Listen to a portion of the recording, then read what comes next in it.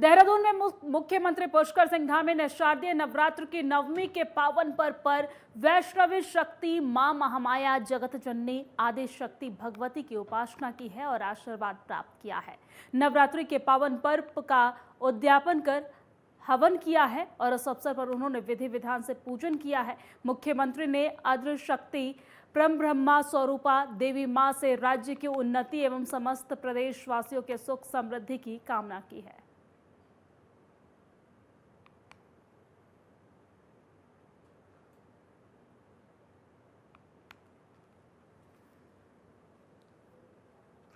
और ये तस्वीरें आप देख रहे हैं कन्या पूजन की ये तस्वीर है। आपको बता दें कि आज शारदीय नवरात्रि का 9वां दिन है जिसे नवमी कहते हैं और इस मौके पर कन्या पूजन देश भर में किया जा रहा है। इसी बीच उत्तराखंड के मुख्यमंत्री पुष्कर सिंह धामी कन्या पूजन करते नजर आ रहे हैं। ये तस्वीरें आपके टीवी स्क्रीन पर।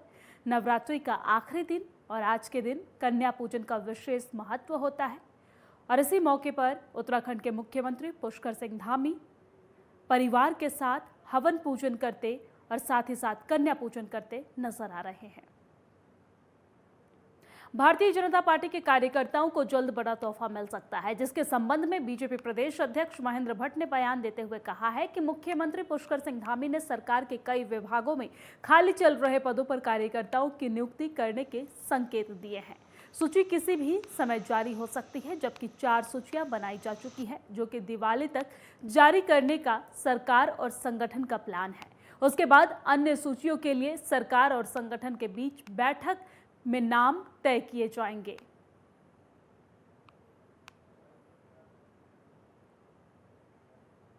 मुख्यमंत्री ने संकेत दिए हैं कि नवरात्रों में हम इस सूची किसी भी दिन जारी कर सकते हैं।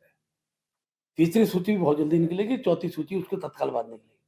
तो पहली 4 सूचियां हम प्रथम चरण में निकालेंगे और उसके बाद फिर अगले चरण के दोबारा फिर हमको बैठना पड़ेगा, चर्चा करेंगे। नहीं, बढ़ भी सकती घट भी सकती है, लेकिन सूची अभी 4 सूची निकालने का 3 और एक निकल चुकी 4 सूची निकालने का ऐसा एक प्रकार से मोटा-मोटा निर्णय सोचा गया है। उत्तराखंड के पहाड़ी क्षेत्र में जल्द ही बसों का टोटा खत्म हो सकता है। दरअसल रोडवेज बस जल्द पहाड़ी रूटों पर 130 नई बसें चलाया जाएगा और रोडवेज ने इस बसों को खरीदने के लिए टेंडर भी कर दिए हैं। इससे पहाड़ी रूटों पर बसों की कमी दूर होगी। जिन रूटों पर लंबे समय से दैनिक सेवाएं बंद हैं वो बहाल होंगी और रोडवेज के पास करीब 1300 बसों का बेड़ा है, जिसमें से 900 बसें रोडवेज की है, बाकी अनुबंधित है और कुछ बसें ऐसी हैं जो उम्र पूरी हो चुकी है। हालांकि बस खरीद की प्रक्रिया पिछले साल से चल रही है। रोडवेज 2 बार टेंडर निकाल चुका था, लेकिन एक ही कंपनी के आवेदन के कारण इसे निरस्त करना पड़ा था और अब तीसरी बार 130 बसों के लिए टेंडर जारी किया गया है। वही 130 नई बसें आने से गढ़वाल और कुमाऊं के रूटों पर बसों की कमी दूर होगी।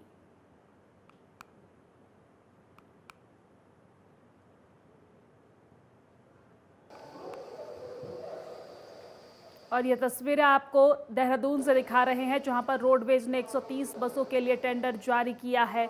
गढ़वाल कुमाऊं के रूटों पर बसों की कमी अब दूर होगी इस टेंडर के बाद। हालांकि ये तीसरी बार है जब ये टेंडर जारी किया गया है। इससे पहले भी 2 बार टेंडर जारी किया जा चुका है, लेकिन एक ही कंपनी के द्वारा उस टेंडर को लिया गया था, जिसके बाद इसे निरस्त कर दिया गया था और अब तीसरी बार टेंडर जारी किया गया है। देहरादून में आगामी त्योहारी सीजन में ट्रैफिक व्यवस्था को दुरुस्त बनाने के लिए ट्रैफिक पुलिस जुट गई है। लिहाजा एक टीम भी बना दी गई है जो कुछ पॉइंट्स को चिन्हित करेगी। शहर में कुछ जगह ऐसी है जहां पर जाम लगता है। इसके साथ ही मॉल, होटल, कॉम्प्लेक्स, परिसर है, उन्हें अपने पार्किंग खोलने को कह दिया गया है। अगर वो ऐसा नहीं करते हैं तो उनका चालान भी किया जाएगा। साथ ही जहां भी पार्किंग की व्यवस्था होगी उन जगहों पर पार्किंग लगवाई जाएगी ताकि शहर में किसी प्रकार की अव्यवस्था न हो सके। आपको बता दें कि राजधानी देहरादून में जाम की बहुत ज़्यादा दिक्कत है, जिससे लोगों को परेशानियों का सामना करना पड़ता है और इसी के मद्देनजर ट्रैफिक व्यवस्था ने ये फैसला किया है।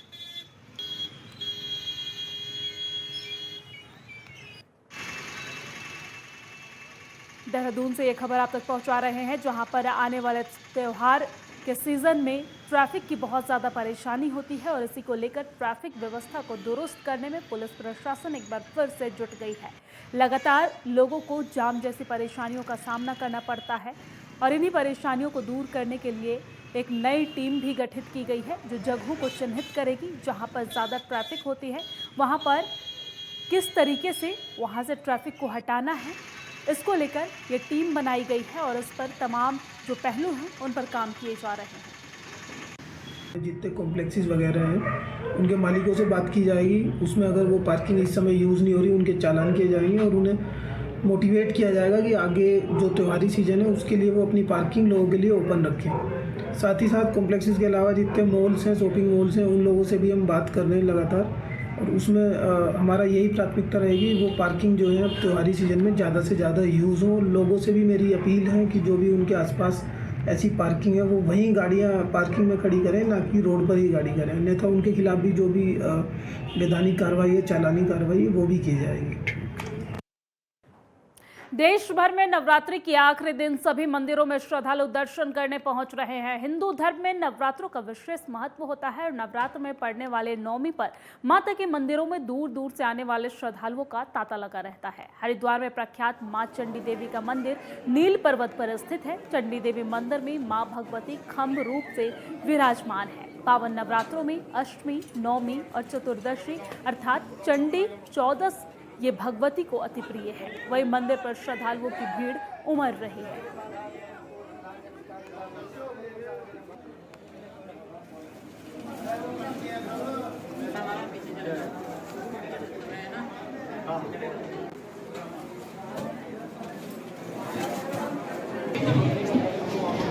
सबसे पहले तो मैं सभी भक्तगणों को नवरात्रों की, विजयदशमी की और आने वाले जो दिवाली है उन सब की शुभकामनाएं देता हूँ। भगवती सबके परिवार में मंगल करे, उनकी सुख समृद्धि की कामना करता हूँ। यहाँ पे देश विदेश से भी सभी लोग श्रद्धालु दूर दूर से भी यहाँ दर्शन करने आते हैं और विशेष जो महत्व है वो अष्टमी, नवमी और चतुर्दशी, जिसको ये जो अश्विन के नवरात्र हैं चंडी चौदस के नाम से विख्यात है, ये भगवती को सबसे अधिक प्रिय है।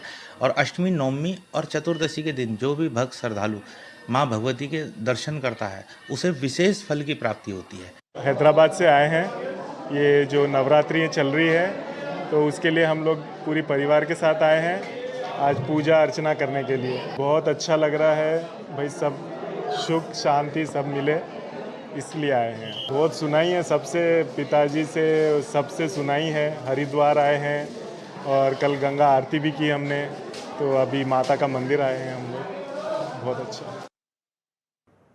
महिला एवं बाल विकास मंत्री रेखा आर्य नवरात्रि के मौके पर देहरादून के केदारपुरम स्थित राजकीय शिशु निकेतन में पहुंची हैं। शिशु निकेतन में पहुंचकर उन्होंने निरीक्षण किया है और वहां रह रहे बच्चों का हालचाल भी जाना है। इसके साथ ही नवरात्र के नवमी के शुभ मौके पर कैबिनेट मंत्री ने शिशु निकेतन में कन्या पूजन भी किया है।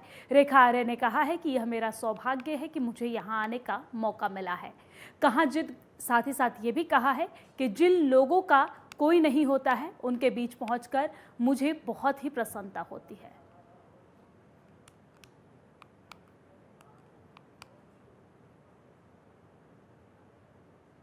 के इस मौके पर जो है शिशु निकेतन में आप पहुंचे, बच्चों को दुलार भी आपने दिया और पूजन भी ऊपर किया, क्या कुछ कहेंगे आज के दिन? देखिए, 9 दुर्गों के लगातार उपासना के दिनों में रामनवमी बिल्कुल अंतिम दिन की होती है और आज ही के दिन जो है कन्या पूजन करते हुए माँ को अपना समर्पण, अपने व्रत जो है वो खोले जाते हैं।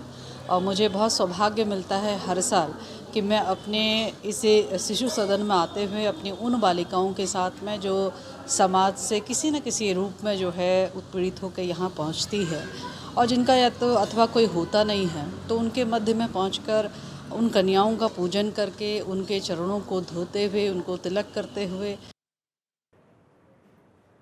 देहरादून में दिसंबर माह में होने वाले इन्वेस्टर्स समिट को लेकर तैयारियां तेज हो गई है। संबंधित सभी विभागीय अधिकारी ग्लोबल इन्वेस्टर्स समिट के सफल आयोजन के लिए तैयारी में जुट गए हैं। मसूरी देहरादून विकास प्राधिकरण देहरादून के सौंदर्यीकरण के कार्यों को कर रहा है और करीब 60 करोड़ के से ज्यादा के सौंदर्यीकरण के कार्य इस दौरान किए जा रहे हैं।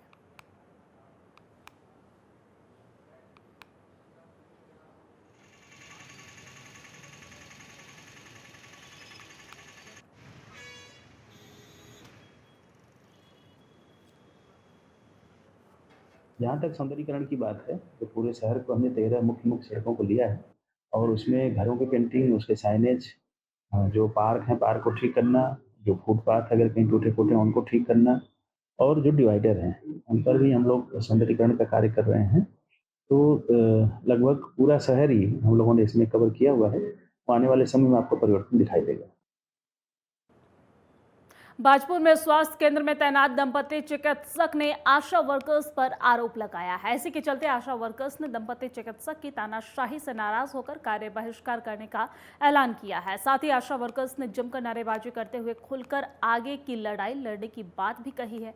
आपको बता दें कि बाजपुर के सामुदायिक स्वास्थ्य केंद्र में तैनात महिला चिकित्सक द्वारा आशा वर्कर्स और मरीजों के साथ अभद्र व्यवहार का मामला तूल पकड़ता दिखाई दे रहा है। वहीं दंपति चिकित्सक ने आशा वर्कर्स पर कई आरोप भी लगाए हैं, जिससे आशा वर्कर्स में आक्रोश व्याप्त है और इसी के चलते उत्तराखंड आशा हेल्थ वर्कर्स यूनियन की प्रदेश उपाध्याय रीता कश्यप के नेतृत्व में यादव होटल में बैठक का आयोजन किया गया है और इस दौरान इन लोगों ने नारेबाजी करते हुए विरोध जताया है।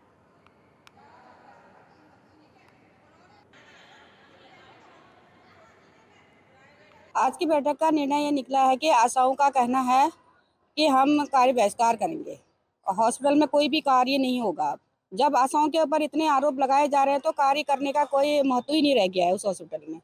मामला यह है कि डॉक्टर जितने भी हैं अंदर, डॉक्टर माथुर और डॉक्टर, उनकी मैसेज जो है आरोप में आरोप लगाई जा रही हैं और मीडिया के आगे कुछ और बोलते हैं और आशाओं को कुछ और कहा जाता है। आशाओं के साथ रोज प्रताड़ित किया जाता है। इस तरीके से हरकतें हम बिल्कुल बर्दाश्त नहीं करेंगे। हमारा ये कहना है कि आशाएं फील्ड में सारा दिन घूमती हैं, 9 महीने पेशेंट को दिखाना, जांचें, अल्ट्रासाउंड सब करवाती हैं। लास्ट में जब हम उनको लेके जाते हैं सरकारी हॉस्पिटल में तो उनसे दुर्व्यवहार किया जाता है, साथ में आशाओं से।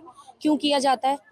ये बात का जवाब माथुर सर के पास नहीं है। हमने इस चीज़ को लेकर कई बार माथुर सर से बात करने की कोशिश की, कई बार मैडम से, लेकिन वो हमारी रिकॉर्डिंग उल्टा करने लग जाती हैं और हमें ये कहती हैं सब रिकॉर्ड हो रहा है, मैं तुम्हें लॉ के उससे कोर्ट में घसीटूंगी, मैं तुम्हारे ऊपर ये वाली धारा लगवाऊंगी अगर डॉक्टरों से बदतमीजी की। आप बताइए, इतने सालों से इन दोनों जो चिकित्सक दंपति हैं इस टाइम, इनसे पहले कितने डॉक्टर आए हैं, कितने गए हैं, लेकिन कभी आज तक ऐसा नहीं हुआ, ऐसा माहौल बाजपुर में नहीं बना, ना ही सरकारी हॉस्पिटल में बना।